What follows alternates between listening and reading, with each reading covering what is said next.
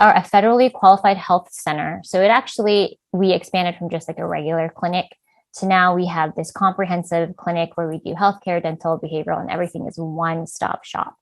And that's pretty big because I think in LA to get healthcare all in one place, and we mean like comprehensive healthcare, to go to one place, I think is a huge benefit. And hopefully there'll be more places like us popping up.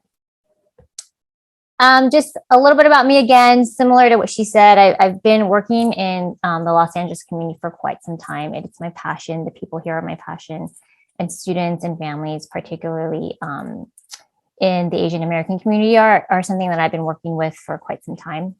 So afterwards, if you have questions for me about anything specific, or if you want my email and you can contact me that way, I will leave that for you. So what's our agenda today? We want to understand a little bit more about stress and anxiety. We're going to talk about the effects of parental stress that can have on our children. We're going to talk about techniques on how to manage our feelings and our children's feelings. And of course, at the end, I'm going to offer you guys some resources. So our goal is hopefully, this is a quick webinar, but we're going to be a little bit more aware of our feelings as parents and what do we do about it, be aware of our children's feelings and how to help, and obtain some resources. So we're going to talk a little bit about anxiety. And I know that that's probably been happening ever since this pandemic started. Some facts about anxiety. It's actually one of the most common forms of mental health in the US.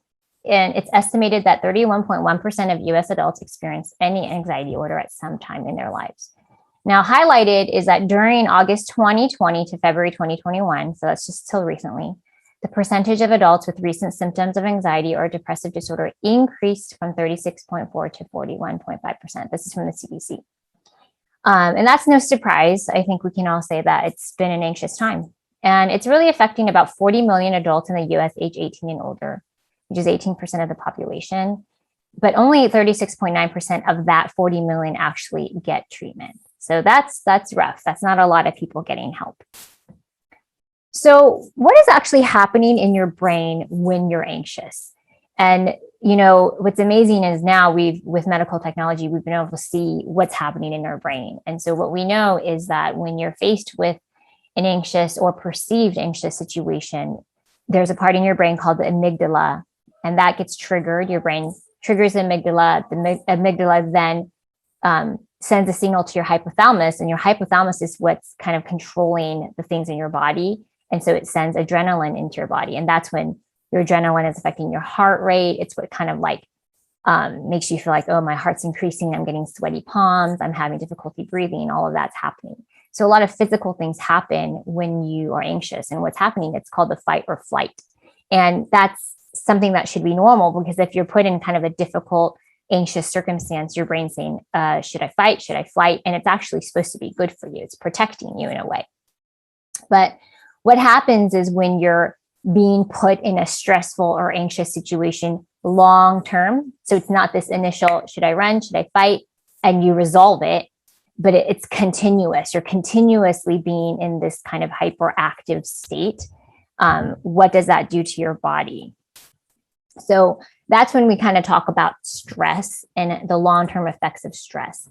So on your body, on your physical body, it can cause headaches, muscle tension, chest pain, fatigue, stomach aches, sleep problems.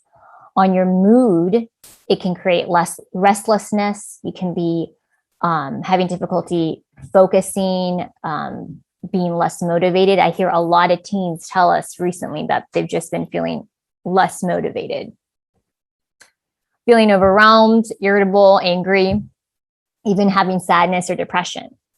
And then on your behavior, you might notice some more angry outbursts. You might be misusing drugs and alcohol, social withdrawal, people that you used to want to see, you don't want to see anymore, and even not interested in exercising or taking care of yourself. So those are kind of like the effects of long-term stress.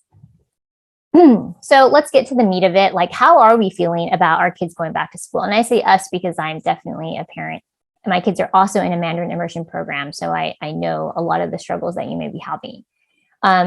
Lots of parents, I think, suffice it to say, are feeling anxious, are feeling stressed about it. And so when we talk about how is that stress affecting you? So let's talk about the physical. So you can be having poor sleep. Maybe you're feeling fatigued.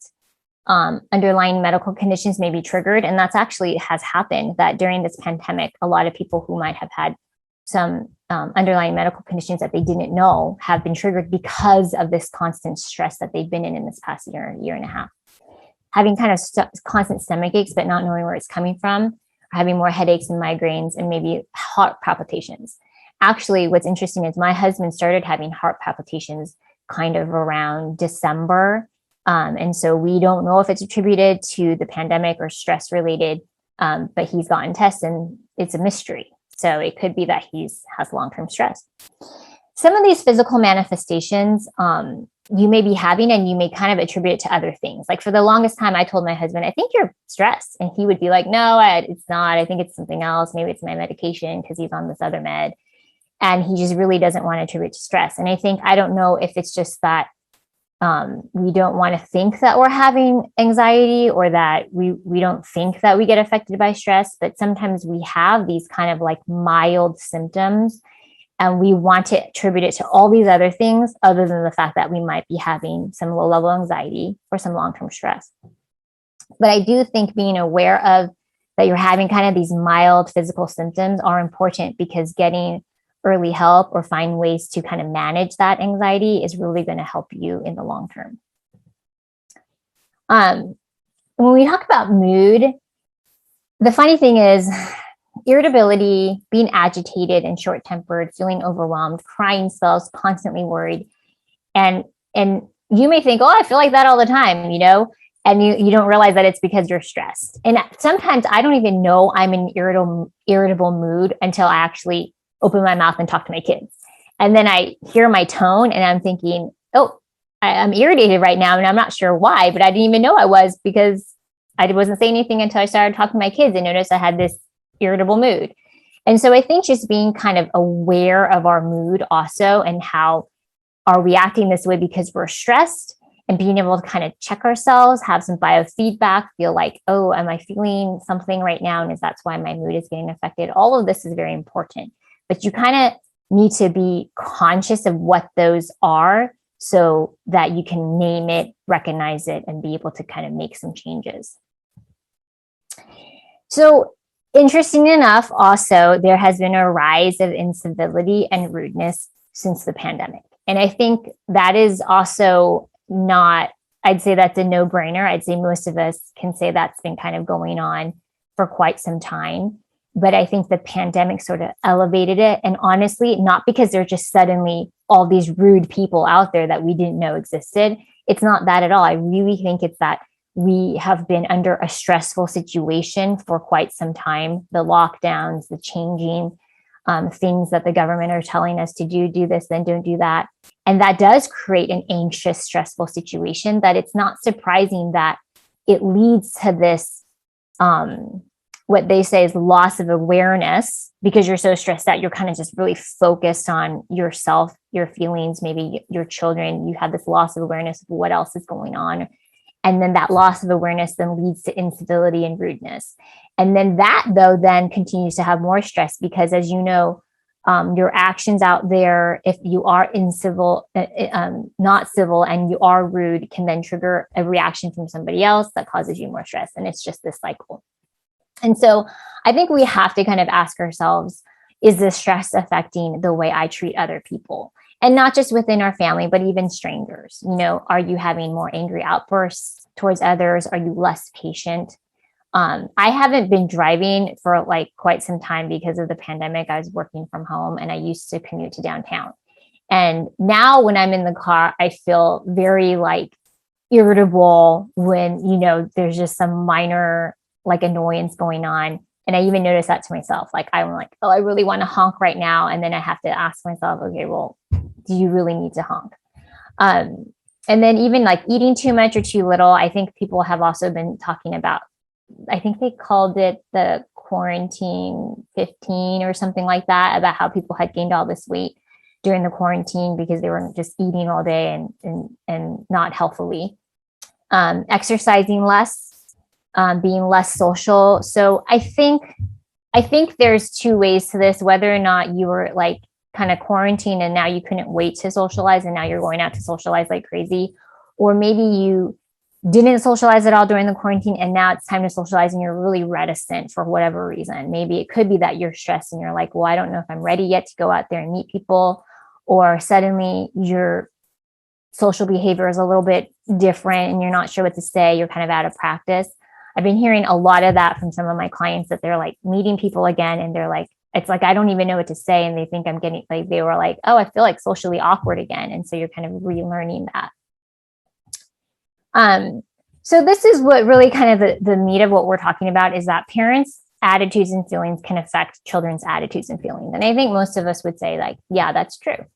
There was an article I had read in Healthline that talked about how parents' attitude about COVID safety, this is just for an example, about COVID safety affected children's views on COVID safety. And when schools were opening and back in April, our LAUC opened in April, that was an issue when there was this, talk about wearing masks and social distancing. I mean, it's still ongoing right now. But what was happening was, of course, that like if parents didn't believe in masks, and I understand that can even be a political issue.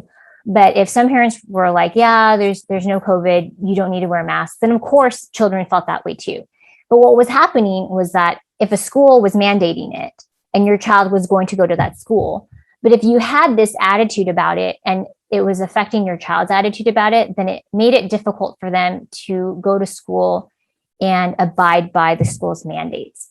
And I think what happens there is, whether or not you believed in masks or not, what was important is that you had that conversation with your child and said, look, the school is asking that you wear a mask, and you need to listen to what the teachers and the school is asking you to do when you're at school. If you're at home and you have your own rules, that's fine. But what's happening is that if you don't understand how your attitude about it is affecting your child, they go to school and that has different rules. It's very confusing to them. On the one hand, we've often taught our kids, listen to your teachers, listen in class. But then you're saying in this regards, yeah, they don't know what they're talking about. That kind of conflicting message actually creates more stress and anxiety for our children. And that's unnecessary. So if you've already decided to put your kid in a school where it has a mask mandate, then you have to make sure that your attitude about that particular situation is in line with the school in regards to how you speak to your child about it, because you don't want to create more stress and anxiety on them when they're put in that situation. So that's an example, but we're going to kind of talk more about that. So about your own personal stress as a parent. And I don't know if you guys knew this, but stress can be contagious. The funny thing is actually, when you think of that word contagion, you're thinking like a virus, especially because of COVID. But stress actually can be contagious. And there have been so many studies that show this as a reality, especially from parent to child. So parental stress can be contagious to your children in a few ways. Parental stress actually has been linked with childhood obesity. And they kind of like sifted through that and tried to figure out, well, why is that? It's really, they kind of like narrow down to two potential reasons. It's that when you're stressed, you're less likely to pay attention to the type of food that you're eating, or that it's just that you're maybe in a rush all the time because you're stressed out with work. You have a lot on your plate. And so more often than not, parents that are stressed tend to feed their kids less healthy food. They go to fast food because it's more convenient, it's easier. And also when you're stressed, like we said, you have a loss of awareness that happens without you even realizing it. That loss of awareness often leads to less supervision. So less supervision about what kids are eating and their habits. And so they think that those are the reasons why parental stress leads to this like childhood obesity. On the other idea, parental stress has shown to decrease parental attunement to their children's emotions. So it's that same idea how you're kind of less connected when you're stressed. So you might actually, without even knowing it, make fewer attempts to show affection or connection to your child. So a lot of this is more like you don't even realize it's kind of like happening because your stress level has kind of left you to be less connected, less attuned to what's happening. And parental stress can actually escalate child behavior problems. So what happens is when you're stressed, you tend to like overreact to something that's small. So for instance, I kind of had a stressful day today. This is a great example. My alarm didn't go off. We woke up late, and in the entire 4 years I've been taking my kids to the same school, this is the first time I've ever been late. And I was very stressed this morning. And that kind of just started my day off bad. And at the end of the day, my daughter had forgot her lunch bag at a coffee shop that we were at. And it had her Invisalign in it, which is very expensive. And even though that is a big deal, I definitely overreacted. And I think it had to do with my stress level throughout the day. And I got very upset. And my husband came out, who he happens to not be stressed. He had a great day. And he was like, it's not a big deal, hun. We'll just call the coffee shop tomorrow morning when it opens up and you're going to go get it. And he kind of like reminded me it was not a big deal. And I definitely overreacted. And I attribute that to the fact that I just had this like stressful kind of day and it led up to that. So I see myself being guilty of that. And also your parental stress can also become more withdrawn and emotionally unresponsive. But a study that I'm going to cite, it's actually at the bottom, if you ever wanted to look at this study, was really interesting, was they did this physiological covariation between mothers and infants to show how stress can be contagious on this physiological level. And so what actually happened is they would have these mothers with these infants, and they would put their mothers in kind of a stressful situation, and it would increase their heart rates, whether they were like watching like a scary movie or asking them to do like something stressful, like speak in public. And when their heart rate were accelerated, they would then they would ask them to hold their babies and put their babies next to them. And sure enough, as the mother's heart rate increased, so did their babies. So that physiological response to the baby's having to you is that when you are having this physiological response, maybe you're getting sweaty, your heart rate's increasing, you're having difficulty breathing, that baby actually started to mimic that same stress response. And so there's a lot of studies out there that kind of show that this contagion. There was another study that showed how even watching someone be in a stressful situation caused people to feel stressed as well. So you can see how stress can be contagious. So we're at this point where we're saying, okay, so now we know what stress and anxiety is. How do we handle it? What can we do to make the situation better? So the question is, if you realize you're kind of having a physiological response to it, and we kind of mentioned what that looked like, the most important thing is acknowledging what's happening. Like today, I acknowledged, what, I am feeling stressed at this moment. And I was having like a mild physiological response, especially this morning when we were late.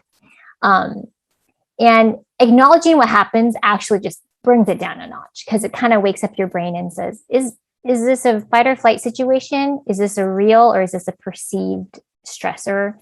And it kind of like brings it down a notch. And then you can start to practice some relaxation exercises, because your brain was activating your hypothalamus, which then pumped all this adrenaline into you, which caused this physiological response.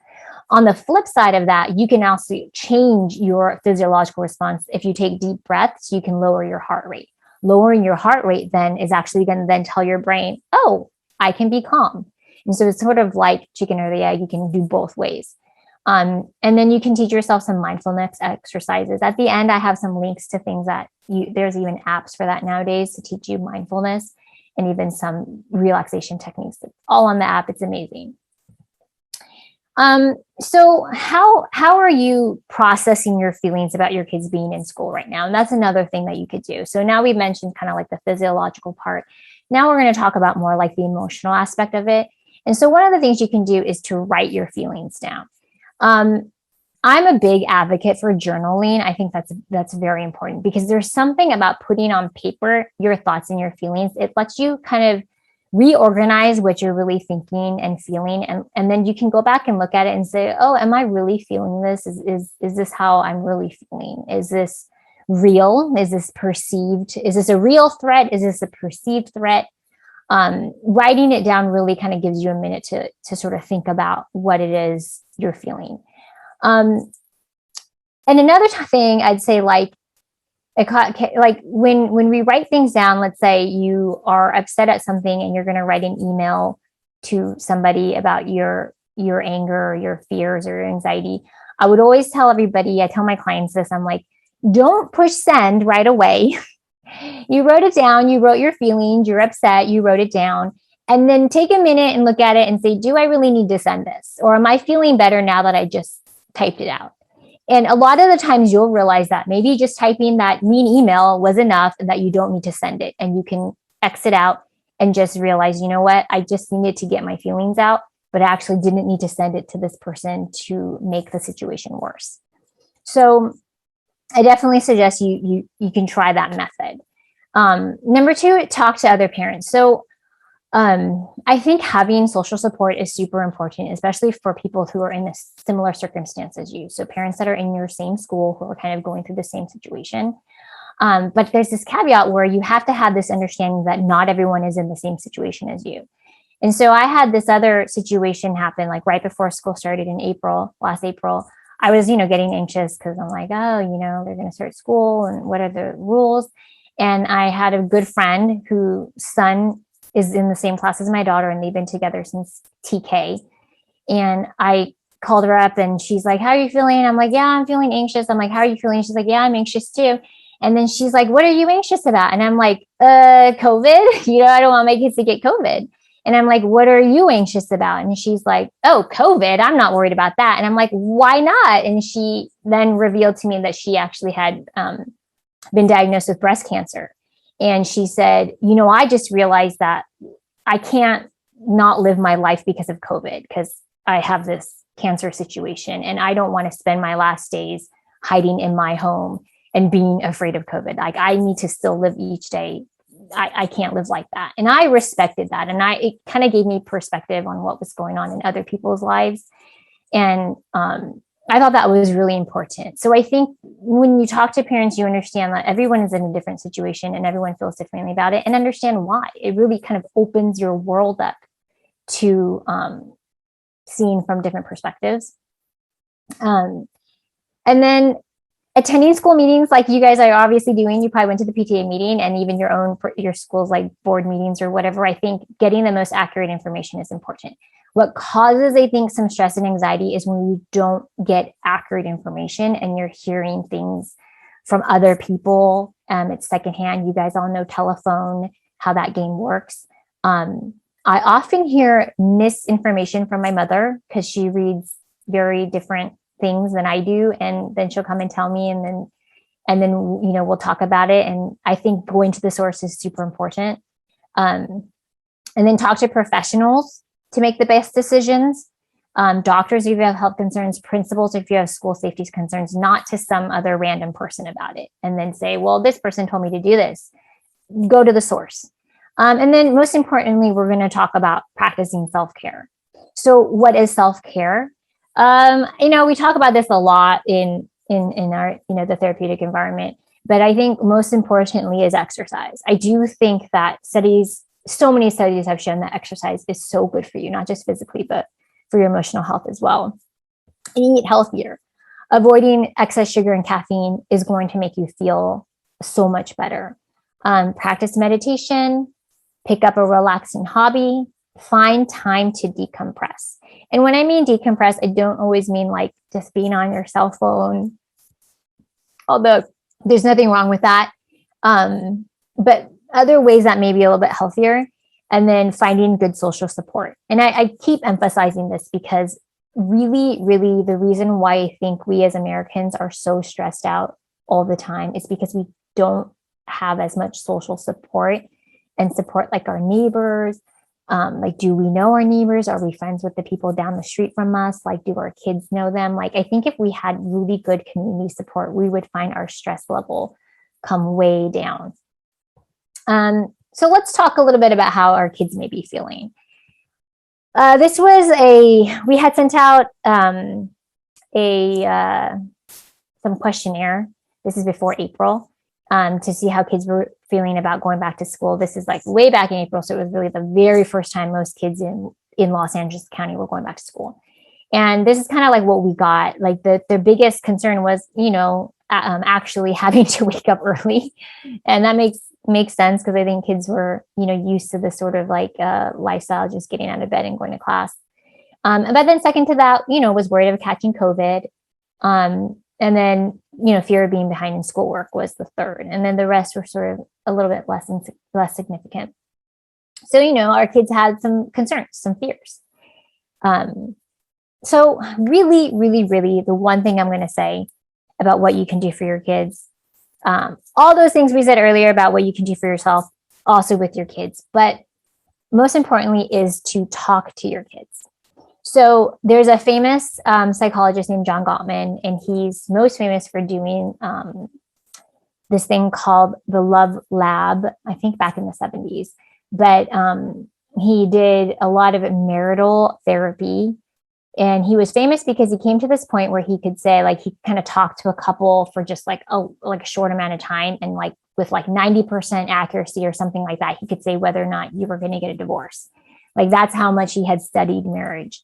But he actually also did this like longitudinal study in families. I think it was like 12-year long study with the same families, the parents and the children, and study kind of like, how did these families fare? How did they do well? What did they do well? And how did they, what were they doing? And he kind of like studied them to see. And through that study, he kind of realized that the families, the parents that took time to help those children learn to understand their feelings and learn about their emotions had these advantages in the future. He saw that they formed stronger friendships with other children. He saw that they were able to calm themselves down more quickly when they got upset. They did better in school. They handled their moods better and had fewer negative emotions, and they got sick less often. So through this longitudinal study of these families, this is what he kind of discovered. And what was like most important, this one thing that he said was that the secret to being an emotionally intelligent parent lay in how parents interacted with their children when emotions ran hot. So not when kids were like in a good mood and you talk about, how was your day? But it was really about when emotions were really like riled up between you and your kid, how then you resolved that issue with them. And so these are some of the things that he discovered through his study, was to be aware of your child's emotions, number one. So tune in to your child's feelings and your own. Understand that emotions are natural and a valuable part of life. Observe, listen, and learn how your child expresses different emotions. So, for example, my older daughter, she is the type that kind of like clams up and doesn't want to share. When she's upset, she's the type that says, "Can I go to my room?" And I know she's going into her room and she's just, silently crying and not wanting to tell me how she's feeling. And my younger daughter is completely opposite. She'll just tell you how she feels. She'll show you how she feels. And so you kind of have to realize not all children are the same, and you have to be tuned into how they express themselves. Connect with your child. Use emotional moments. So the moment that they are angry as an opportunity to connect. So try not to dismiss or avoid them. So for example, if your child is anxious about going back to school, or there's a situation with them that's happening in school, don't dismiss it. Don't say, "Oh, it's going to be fine. Oh, you're not going to get COVID. Oh, you'll work that out with your friend." Don't dismiss it, and actually like sit down and talk to them. Recognize that your child's feelings are, and encourage them to talk about their emotions. So you can be like, "Oh, it sounds really frustrating that you're having this problem with your friend. What are some things that maybe we could do to navigate through that?" So listen to your child. Show your child that you're really trying to understand what they're feeling, even if you don't really, but that you're trying to, and then avoid criticizing your child's emotions. I grew up it's a kind of like, I hate to say this, but sort of a typical Asian family where, I love my parents, but I do recall there was a time when I was in high school and I was getting very emotional and I was crying over something. I can't remember what, of course, anymore now, but my mom was like, "Just stop crying. Why are you crying? Why are you sad?" And I was like, so upset. And I remember telling her, "I have the right to be sad. Like, how can you tell me not to be sad? Can't I just have the right to be sad?" And that just like, made me so upset that I didn't even have the right to feel sad for some reason at that moment. So, try not to criticize your child's emotions. And then this is huge. This is probably the most important thing out of all of this, is to learn to name your emotions. I have seen lots of families, lots of individuals. And one thing that I think we all have a hard time doing, even therapists, even students that are trying to learn to be therapists, when we talk about naming emotions, it's so funny because they can only think of like 4, like mad or sad or happy or scared. And then they're kind of like stuck after that. But there's actually so many other emotional words, but we don't use them. And so I think as adults, if we can recognize more nuanced emotions and teach those words to our kids, that's very helpful, because being sad and frustrated are not the same thing, or being angry and frustrated are not the same thing. And I think helping your child even learn kind of like the differences will help them be able to express more how they're feeling in a clearer fashion, and for you to understand. Because when a kid says, I'm mad because of this, or they're saying, I feel frustrated because I don't understand this, it kind of creates a different atmosphere. So I think learning those words and teaching those words are super important. And then finding good solutions. So always explore solutions to problems together. So when a child misbehaves, you're trying to help them identify their feelings. You explain why the behavior was inappropriate. So I'm not saying like, let it go or anything like that, but you can still say this behavior was not appropriate, but you want to help them identify their emotions connected to it. And encourage the expression, like, it's okay to be mad. Like, it's okay that you're mad, but you have to set limits on the behavior. So it's okay to be angry, but it's not okay to kick your toy, right? That's when you're allowing the expression of emotion, but not the behavior that was associated with it. And then help them think of possible solutions to that. So biggest kind of like key in the end is managing expectations. I was the type that was having all these, like, it was very stressful when the kids were at home and I was still working. And I kept thinking, oh my gosh, they just have to go to school, and then I won't feel stressed. Or the house is messy because the kids are at home. If they go back to school, the house will be clean. Like every single problem I had, I blamed it on the fact that schools weren't open. And I thought that when schools open, all of these things would go away. But that clearly didn't happen. It wasn't all because schools weren't open. There were other issues going on. So I think we have to like be realistic about that, and then have expectations of ourselves, of the school, of our kids. This is going to be a transition, and we have to manage our expectations of it, and help our kids go through that transition. So what does CSC have to offer? Basically, what we're kind of doing in not just Marengo, but actually in schools all throughout, kind of like, I guess it's like South Pass, San Gabriel, Alhambra, that sort of like area, the east side, is that we're connecting with schools to offer services for their children, for all the children in the schools, pretty much free of service.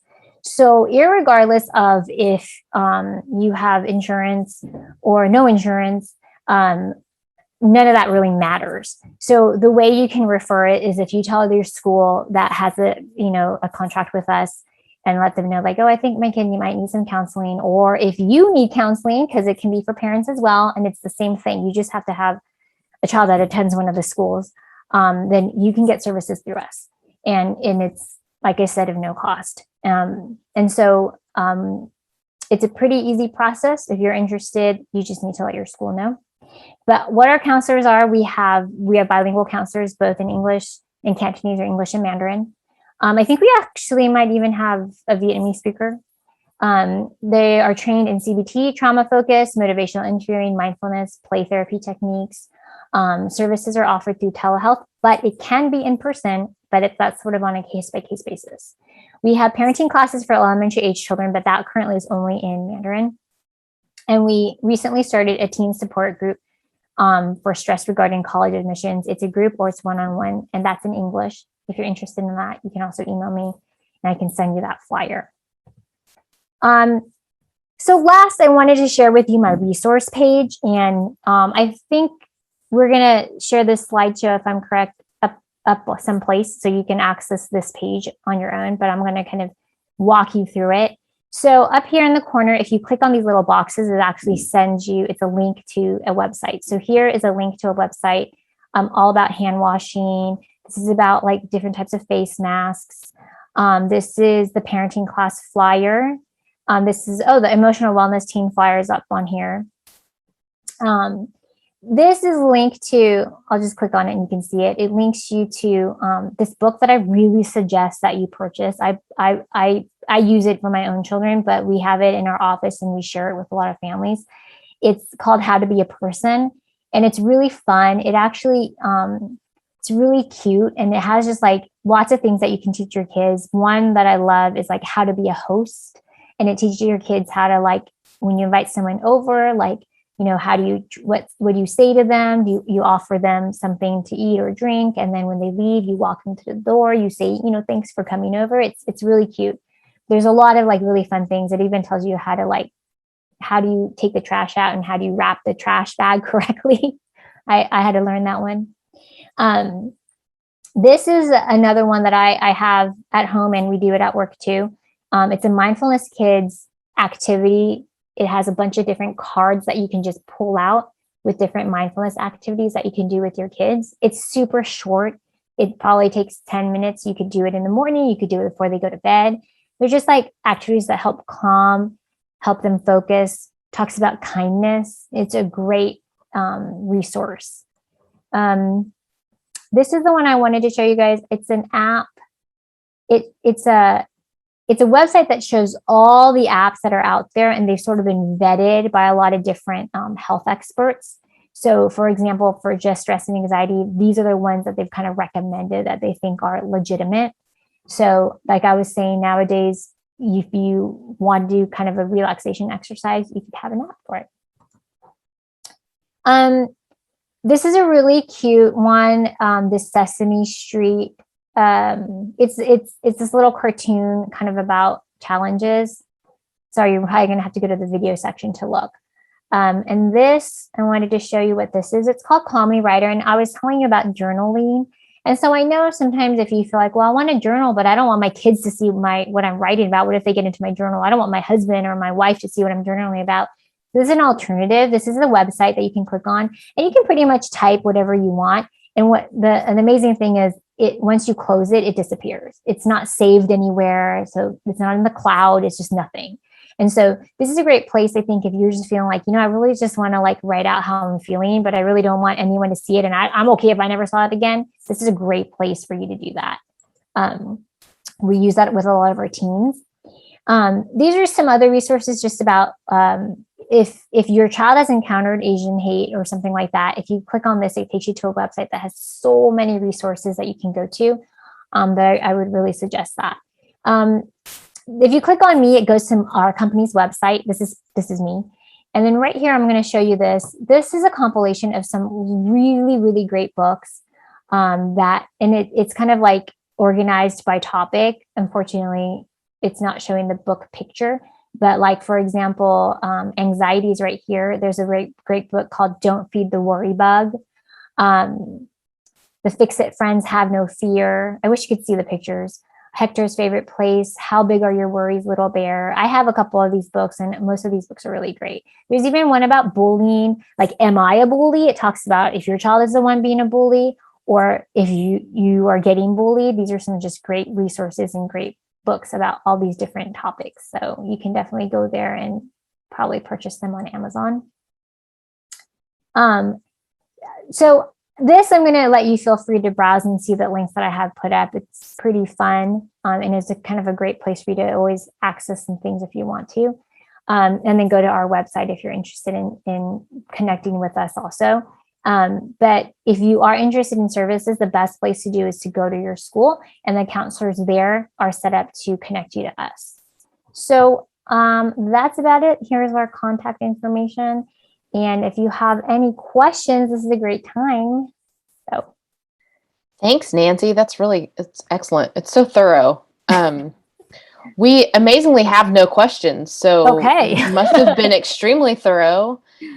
And hopefully, if people are still if you have any questions, feel free to email them, and I can send them to Nancy. I just really appreciate how available you guys have been for us. In this time, it's a beacon of hope in a time that we just need to kind of find our stability. So. Yeah. And I really do recommend that therapy isn't necessarily because like you have like some major issue. It really isn't. A lot of our students that come through, they don't have a diagnosis or anything. So, and you don't need a diagnosis to come to be referred here. It's really like something as small as like, falling behind in class and feeling like really stressed out about it, and not knowing what to do. Or we had one child who self-referred because got into a fight with their parents about their homework, about their schoolwork, and just didn't even know how to like process those feelings and wanted to know how to even like talk to their parents about how they felt without getting angry. And so there's just so many reasons that kids have come in. And so I just don't want any parents to think that it's only kids that have like major problems that come in. That's not the case at all. And sometimes they just come in for like, 6-7 sessions and they're feeling great. And then that's it. They just needed some resources, maybe just some extra coping skills. And so I just really want to offer that because it's such a good opportunity and you don't have to jump through any hoops. That's great. That's really great. And I think all of the parent ed people at all 5 schools, we really, we never want any parent in our community. With the South Pass is a small community and we can be there for each other. And I think the more of us that are getting strengthened in other places, the better it will be for our community as well. So thank you so much. I really appreciate you. And we'll definitely be in touch. Okay. Thank you. Have a great night. Thank you. Thank you, Dorothy. Okay. Bye-bye.